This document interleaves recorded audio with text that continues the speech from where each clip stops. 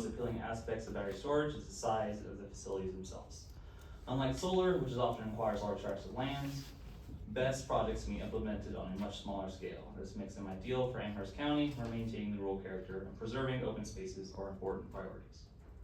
BESS also plays a critical role in grid balancing, addressing energy voltage and frequency stability.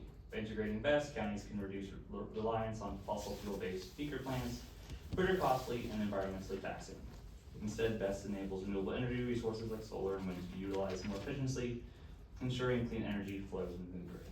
The only area that we'd like to see changed or implemented would be allowed for an exception of BESS projects in agricultural zones.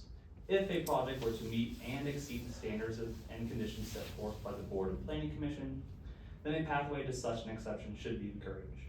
Another reason as to why battery storage can be implemented in agricultural areas is that they do not require new transmission lines, and their interconnection utility aspects can be done relatively easily without with minimal impact on the land. I urge the county to continue working towards a more reliable and renewable future in energy. Myself and the Energy Right team are more than happy to be a resource for you guys and the citizens. Of having a battery storage facility in Amherst. Like the two other firefighters on your panel, we had to look at about 6 hours of exploding batteries.